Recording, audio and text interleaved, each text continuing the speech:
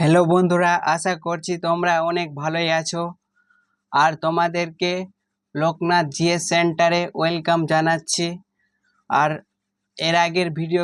এর আগে প্রায় আমরা 6টা ভিডিও তৈরি করেছি। আর সেই 6টা ভিডিওর মধ্যে কিন্তু আমরা 180টি প্রশ্নের আলোচনা করেছি। তোমরা যদি সেই আগের 6টি ভিডিও না দেখে থাকো তাহলে আমাদের প্লে লিস্টে গিয়ে কিন্তু ভিডিওগুলো দেখে নেবে, কারণ সেই 180টা প্রশ্ন কিন্তু খুবই গুরুত্বপূর্ণ রয়েছে। আজকে আমরা 181 নম্বর থেকে শুরু করব গুরুত্বপূর্ণ প্রশ্ন। ঠিক আছে, তাহলে আমাদের প্রথম কোশ্চেন হচ্ছে আজকের, ভাতে প্রোটিনের মাত্রা কত থাকে? তাহলে ভাতে প্রোটিনের মাত্রা থাকে 7 থেকে 8%। নেক্সট কোশ্চেন হচ্ছে, রুটিতে প্রোটিনের মাত্রা কত থাকে? তাহলে রুটিতে প্রোটিনের মাত্রা থাকে 10 থেকে 12 গ্রাম। নেক্সট কোশ্চেন হচ্ছে, মাখনে প্রচুর পরিমাণ কোন ভিটামিন পাওয়া যায়? তাহলে মাখনে ভিটামিন এ এবং ভিটামিন ডি পাওয়া যায়। তাহলে যদি আমরা মাখন বেশি করে গ্রহণ করি তাহলে কিন্তু আমরা কি পাবো? ভিটামিন এ পাবো। আর ভিটামিন এ যদি আমরা পাই তাহলে আমাদের চোখের কোনো প্রকার অসুখ হবে না, অর্থাৎ চোখ আমাদের সুস্থ থাকবে। এবং মাখন গ্রহণ করলে ভিটামিন ডি পাওয়া যায়। আর এই ভিটামিন ডি কিন্তু আমাদের হাড় এবং দাঁতের জন্য খুবই গুরুত্বপূর্ণ। সেই কারণে আমাদের হাড় এবং দাঁত সুস্থ এবং সবল থাকবে। নেক্সট কোশ্চেন হচ্ছে, কাগজি লেবু, কমলা লেবু, টমেটো ইত্যাদি থেকে কোন ভিটামিন পাওয়া যায়? আমি তোমাদের সাথে আলোচনা করেছিলাম যে টক জাতীয় বোঝাতে গেলে কিন্তু ভিটামিন সি পাওয়া যায়। তাহলে কাগজি লেবুতেও কি পাওয়া যায়? টক পাওয়া যায়। কমলা লেবুতেও টক পাওয়া যায়। টমেটোও কিন্তু টক পাওয়া যায়। তাহলে আমাদের সঠিক অ্যান্সার হয়ে যাবে ভিটামিন সি। নেক্সট প্রশ্ন হচ্ছে, ঢেঁকি ছাঁটা চালে কোন ভিটামিন পাওয়া যায়? তাহলে ঢেঁকি ছাঁটা চালে ভিটামিন বি পাওয়া যায়। নেক্সট প্রশ্ন হচ্ছে, কোন বিভাগের খাদ্য উপাদানগুলির প্রধান কাজ হলো দেহে তাপ উৎপন্ন করা? তাহলে দেহে তাপ উৎপন্ন করে স্নেহ ও শর্করা জাতীয় খাবার। তাহলে যদি আমরা স্নেহ ও শর্করা জাতীয় খাবার না খাই তাহলে কি হবে? আমাদের শরীরে কিন্তু তাপ উৎপন্ন কম হবে। নেক্সট প্রশ্ন হচ্ছে, খাদ্যশস্যে সর্বাপেক্ষা বেশি মাত্রায় কোন ভিটামিন পাওয়া যায়? তাহলে খাদ্যশস্যে ভিটামিন ই পাওয়া যায়। আর ভিটামিন ই কে বলা হয় বিউটি ভিটামিন।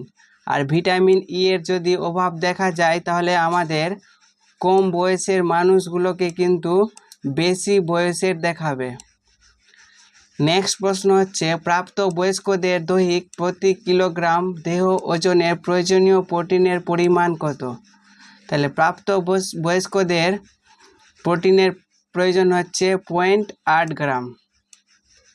নেক্সট প্রশ্ন হচ্ছে, দেহের তাপমাত্রা নিয়ন্ত্রণের জন্য প্রয়োজনীয় বস্তু কি? তাহলে অ্যান্সার হয়ে যাবে খাদ্য। নেক্সট প্রশ্ন হচ্ছে, দেহে সবচেয়ে বেশি তাপ শক্তি উৎপন্ন করে কোন বস্তু? তাহলে অ্যান্সার হয়ে যাবে ফ্যাট। নেক্সট প্রশ্ন হচ্ছে, প্রতি 100 গ্রাম মাতৃদুগ্ধে প্রোটিনের পরিমাণ কত? তাহলে অ্যান্সার হয়ে যাবে 1.1 গ্রাম কিন্তু প্রোটিন থাকে 100 গ্রাম মাতৃদুগ্ধে। নেক্সট প্রশ্ন হচ্ছে, মাতৃদুগ্ধের পুষ্টি মূল্য প্রতি 100 গ্রাম এর ক্ষেত্রে কত? তাহলে অ্যান্সার হয়ে যাবে 65 কিলো ক্যালোরি। নেক্সট কোশ্চেন হচ্ছে, গোদুগ্ধের প্রধান প্রোটিন উপাদান কি? তাহলে গোদুগ্ধের প্রধান প্রোটিন উপাদান হলো কেসিন। নেক্সট কোশ্চেন হচ্ছে, এই প্রশ্নটাকে আবার অন্যভাবে ঘুরিয়ে দিতে পারে যে কেসিন কোথায় থেকে পাওয়া যায়? অপশানে দিয়ে দিল মাতৃদুগ্ধ থেকে, গোদুগ্ধ থেকে, আরও দিয়ে দিল যে বাঘের দুগ্ধ থেকে, আর অন্য একটি অপশন দিয়ে দিল। তাহলে আমাদের এখানে অ্যান্সার দিতে হবে কেসিন পাওয়া যায় গরুর দুধ থেকে। নেক্সট প্রশ্ন হচ্ছে 1 বছরের কম বয়সের শিশুদের দৈনিক শক্তির চাহিদা প্রতি কেজি দেহ ওজনের কত? তাহলে অ্যান্সার হয়ে যাবে 108 কিলো ক্যালোরি। পাকস্থলী ডিমের কোন অংশের ফ্যাট বিশ্লেষিত করে? তাহলে অ্যান্সার হয়ে যাবে ডিমের কুসুম। নেক্সট কোশ্চিন হচ্ছে আমাদের দেহের সুসজ্জিত রসায়নাগার কাকে বলে? তাহলে আমাদের দেহের সুসজ্জিত রসায়নাগার হচ্ছে যকৃতকে কিন্তু রসায়নাগার বলা হয়। এই প্রশ্নগুলো কিন্তু ইম্পর্টেন্ট কোশ্চিন। নেক্সট কোশ্চিন হচ্ছে সারাদিনে স্বাভাবিক পরিশ্রমের জন্য প্রয়োজন কত কিলো ক্যালোরি? তাহলে অ্যান্সার হয়ে যাবে 700 কিলো ক্যালোরি। নেক্সট কোশ্চিন হচ্ছে দেহের প্রধান সক্রিয় অঙ্গগুলির মোট ওজন দেহ ওজনের মোটামুটিভাবে কত শতাংশ? তাহলে সঠিক অ্যান্সার হয়ে যাবে 5%। নেক্সট কোশ্চেন হচ্ছে প্যারোটিড গ্রন্থি থেকে নিঃসৃত লালার পরিমাণ কত? তাহলে অ্যান্সার হয়ে যাবে 25%। আর এই প্যারোটিড গ্রন্থি কোথায় থাকে? আমাদের কানের নিচে থাকে। নেক্সট কোশ্চেন হচ্ছে ইনফ্যান্ট বলা যায় যাদের বয়স কত পর্যন্ত? তাহলে অ্যান্সার হয়ে যাবে জন্ম থেকে 1 বছর বয়স পর্যন্ত শিশুদের ইনফ্যান্ট বলা হয়। নেক্সট কোশ্চেন হচ্ছে গ্রীষ্মকালে খাদ্য তালিকার অন্তর্ভুক্ত 2টি ফলের নাম লেখো। তাহলে অ্যান্সার হয়ে যাবে তরমুজ, পাকা আম, কাঁঠাল, লেচু ইত্যাদি। নেক্সট কোশ্চেন হচ্ছে অঙ্কুরিত ছোলা থেকে কোন ভিটামিন পাওয়া যায়? তাহলে অঙ্কুরিত ছোলা থেকে ভিটামিন এ এবং ভিটামিন সি পাওয়া যায়। নেক্সট কোশ্চেন হচ্ছে সোয়াবিনে কত পরিমাণ প্রোটিন থাকে? তাহলে অ্যান্সার হয়ে যাবে সোয়াবিনে 43.2% প্রোটিন থাকে। নেক্সট কোশ্চেন হচ্ছে অপুষ্টি প্রধানত কয় প্রকার? অপুষ্টি প্রধানত 3 প্রকার। নেক্সট কোশ্চেন হচ্ছে কিসে স্থূলকায়িত অবস্থা দেখা যায়? অ্যান্সার হবে অতি পুষ্টিতে কিন্তু স্থূলকায়িত অবস্থা দেখা যায়। নেক্সট কোশ্চেন হচ্ছে কী ধরনের খাদ্যবস্তুর মধ্যে জলের মাত্রা প্রচুর পরিমাণে থাকে? তাহলে অ্যান্সার হয়ে যাবে পচনশীল খাদ্যে। কী ধরনের খাদ্যের মধ্যে জলের মাত্রা বেশি থাকে? তাহলে যেমন জলের মাত্রা থাকে যেরকম শসা খেতে হবে, তরমুজ খেতে হবে, তারপর রয়েছে কলা গাছের যে থোর পাওয়া যায় সেখানেও কিন্তু জলের মাত্রা প্রচুর পরিমাণে রয়েছে। নেক্সট কোশ্চেন হচ্ছে আমাদের দেহের স্বাভাবিক তাপমাত্রা কত? তাহলে আমাদের দেহের স্বাভাবিক তাপমাত্রা হচ্ছে 98.4 ডিগ্রি ফারেনহাইট।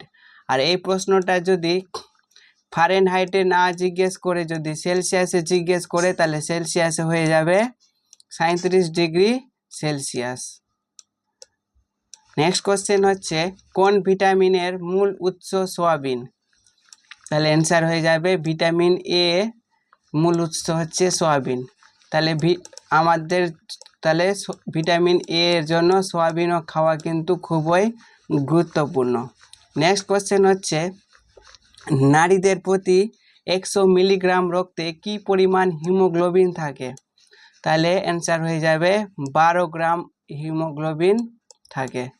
নেক্সট কোশ্চেন হচ্ছে ভিটামিন এ আমাদের শরীরে কোথায় জমা হয়? তাহলে ভিটামিন আমাদের শরীরের যকৃতে জমা হয়। আজকে আমরা প্রায় 30টার মতন গুরুত্বপূর্ণ প্রশ্ন আলোচনা করলাম। এর আগে কিন্তু আমরা 180টা প্রশ্নের আলোচনা করেছি। আর সেই 180টি প্রশ্নের জন্য আমরা 6টি পার্টে ভিডিও দিয়েছি। আর সেই 6টি পার্টের ভিডিও যদি তোমরা না দেখে থাকো তাহলে আগের ভিডিওগুলো কিন্তু অবশ্যই দেখে নেবে। আর এই ভিডিও যদি তোমাদের ভালো লাগে তাহলে আমাদের ভিডিওকে অবশ্যই সাবস্ক্রাইব করো। আর আমাদের চ্যানেলে যদি তোমরা নতুন হয়ে থাকো তাহলে চ্যানেলটিকে অবশ্যই সাবস্ক্রাইব করো এবং পাশের দেওয়া বেল আইকনটিকে অন করে নাও।